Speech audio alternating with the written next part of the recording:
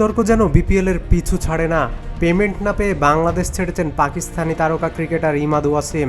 বিপিএলের দল ঢাকা ক্যাপিটালসের বিরুদ্ধে পারিশ্রমিক পরিশোধে চরম অনিয়মের অভিযোগ তুলেছেন দেশি বিদেশি একাধিক ক্রিকেটার। সংশ্লিষ্ট একটি সূত্র জানিয়েছে, পুরো বিপিএল লিগ শেষ হলেও ঢাকা ক্যাপিটালসের ক্রিকেটাররা এখনও তাদের মোট পারিশ্রমিকের মাত্র 27% পেয়েছেন।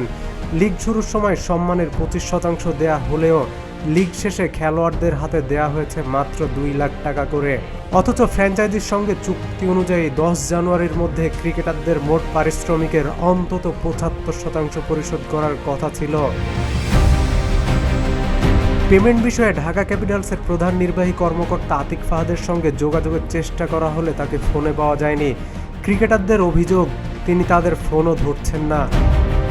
বিপিএলের গভর্নিং কাউন্সিলের সদস্য ইফতেখার রহমান মিঠু বলেন, ঢাকা ক্যাপিটালস থেকে এখনও আমরা কোনো লিখিত অভিযোগ পাইনি, তবে সব ফ্র্যাঞ্চাইজির পারিশ্রমিক সংক্রান্ত তথ্য সংগ্রহ করা হচ্ছে। প্রয়োজন হলে ঢাকার 5 কোটি টাকার ব্যাংক জামানত ভেঙে ক্রিকেটারদের পারিশ্রমিক পরিশোধ করা হবে।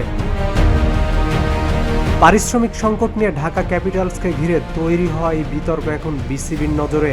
কবে নাগাদ ক্রিকেটাররা তাদের পুরো টাকা পাচ্ছেন, মূল আলোচনা এখন তাকে ঘিরেই। কাউসার আলী, প্রতিদিনের বাংলাদেশ।